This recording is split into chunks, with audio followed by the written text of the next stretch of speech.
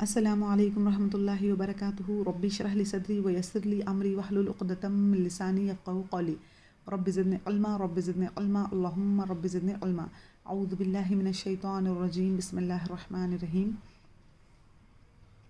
الحمدللہ ثم الحمدللہ. کل ہم نے میم ساکن کا پہلا قاعدہ دیکھا، اخفاء شفوی. اخفاء شفوی کیا تھا؟ اس کے اندر میم ساکن کے بعد اگر با آئے تو، میم ساکن کے بعد اگر با آئے تو با پر کیا حرکت ہے اس سے کوئی فرق نہیں پڑتا، زبر ہو زیر ہو پیش ہو کوئی فرق نہیں پڑتا.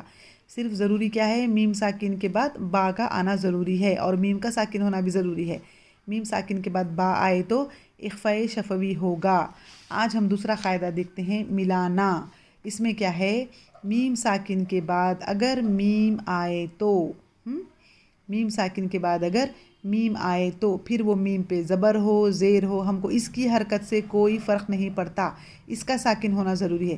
جس طرح یہاں پر اس کی حرکت سے کوئی فرق نہیں پڑتا، اس کا ساکن ہونا ضروری ہے، اسی طرح یہاں پر بھی دوسرے میم کی حرکت سے کوئی لینا دینا نہیں ہے. ہم کو صرف پہلے والے میم پر جزم ہونا ضروری ہے، کیونکہ قاعدے ہی ہیں ہمارے میم ساکن کے. میم ساکن کے بعد اگر میم آئے تو کیا ہوگا؟ ادغام شفوی ہوگا. میم ساکن کے بعد اگر میم آتا ہے تو دونوں میم کو ہم کو ملانا ہے، اور ملانے کو کہتے ہیں ادغام. ادغام یعنی ملانا. اور ملا رہے کب ہم دونوں ایک جیسے رہے تو ملیں گے نا، انہوں الگ الگ رہے تو ملیں گے کیا؟ نہیں ملیں گے. یہ ایسا یاد رکھو، ایک جیسے دونوں آئے تو اس کو ہے وہ ہے ملانا. ملانا یعنی ادغام. اور با آ گیا تو الگ ہے، اس لیے اس کو ہے چھپانا. میم کی آواز کو غنہ کر کے چھپانا ہے. اور دونوں ملتے ہیں تو یہاں پر بھی غنہ ہوگا، اور غنہ کر کے یہاں چھپانا تھا، یہاں پر ملانا ہے، غنہ کر کے ملانا ہے. میم ساکن کے بعد اگر میم آئے تو جنرلی یہاں پر میم مشدد ہی ہوتا ہے. میم ساکن کے بعد میم مشدد یا میم آئے تو دونوں میم کی آواز کو غنہ کر کے ملا کر پڑھیں گے. اس کے ایگزامپلس دیکھ لیتے ہیں. یہ دیکھیے، ملانا ادغام شفوی. جب میم ساکن کے بعد میم آئے تو دونوں میم کو غنے کے ساتھ ملا کر پڑھیے.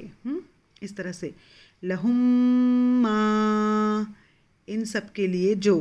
میم مشدد کا قاعدہ تو ہم پہلے دیکھ چکے ہیں. کیا ہے میم مشدد کا قاعدہ؟ میم پر جب بھی تجدید آئے تو میم کو غنہ کر کے پڑھنا ہے، اور اس کے اوپر میم مشدد سے پہلے اگر میم آئے تو یہ ہوگا ادغام. ادغام شفوی میم ساکن کا دوسرا قاعدہ، ادغام شفوی یعنی کہ ملانا. میم ساکن کے بعد میم آئے تو ادغام شفوی ہوگا، دونوں میم کو ملا کر غنے کے ساتھ پڑھنا ہے. لہم ما علیکم من یأتیکم مثل فمنہم من. لہم ما یعنی کہ ان سب کے لیے جو، علیکم من تم سب پر، یأتیکم مثل تم سب کے پاس آئے گی مثال، فمنہم من پس ان سب میں سے جو. اس طرح سے دو قاعدے ہمارے ہو گئے. چلیے دیکھتے ہیں تیسرا قاعدہ، اظہار شفوی. اظہار شفوی ایک چھپانا ہو گیا، ایک ملانا ہو گیا، لاسٹ ہے بتانا. اظہار شفوی. اظہار شفوی میں کیا ہوگا؟ جب میم ساکن کے بعد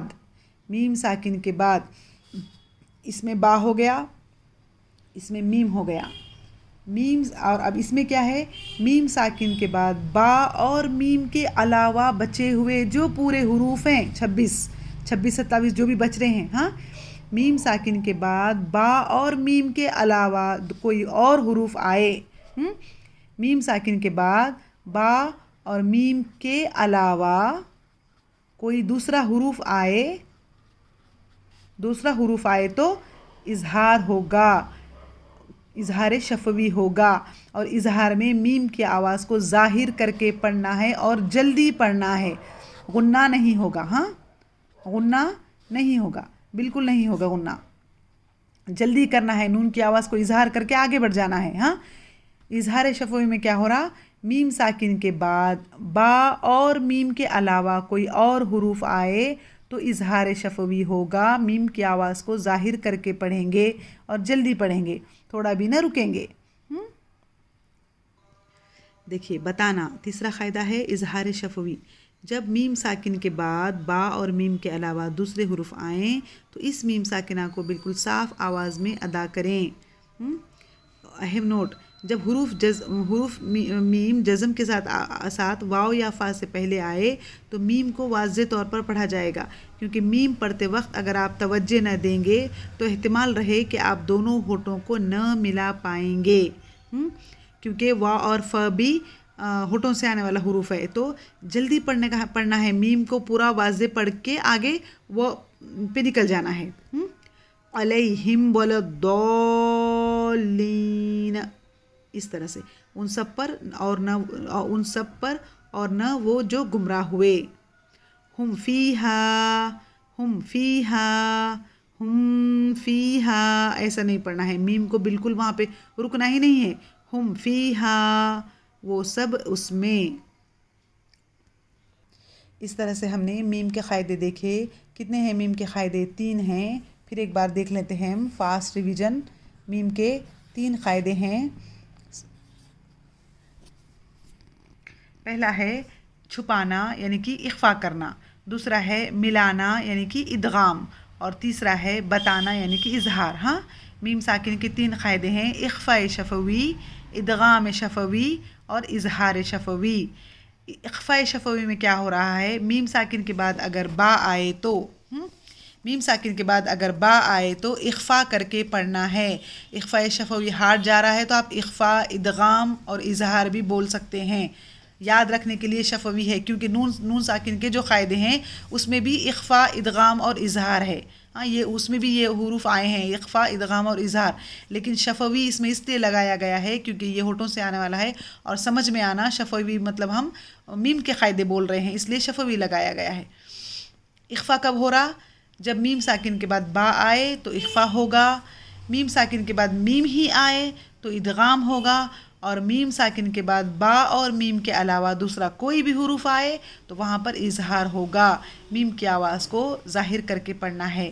یہاں پر میم کی آواز کو غنّے کے ساتھ چھپا کر پڑھنا ہے، با کے ساتھ چھپا کر پڑھنا ہے، اور یہاں پر میم کی آواز کو میم کے ساتھ ملا کر غنّہ کر کے پڑھنا ہے، اور یہاں پر میم کی آواز کو ایک دم ظاہر کر کے جلدی ادا کرنا ہے. میم ساکن کے 3 قاعدے ہیں، اس کو یاد رکھنا ہے، لکھ کے نکالو. اس طرح سے اپنے نوٹ بک میں ایک چارٹ بناؤ. ہاں، میم ساکن کے 3 قاعدے ہیں: چھپانا، ملانا، بتانا. اخفا، ادغام، اظہار. میم کے بعد با آئے، میم ساکن کے بعد با آئے تو اخفا ہوگا، میم ساکن کے بعد میم آئے تو ادغام ہوگا، اور میم ساکن کے بعد با یا میم کے علاوہ کوئی اور حروف آئے تو اظہار ہوگا. اس کی ایک ایگزامپلس بھی آپ کو لرن کرنی ہیں، اور ایگزامپلس کے ساتھ آپ کو نوٹ بک میں لکھنا ہے. اس کے ساتھ ہی نیچے ایک ایگزامپل آپ کو لکھنی ہے. بارک اللہ لی و لکم، جزاکم اللہ خیر. السلام علیکم ورحمۃ اللہ وبرکاتہ.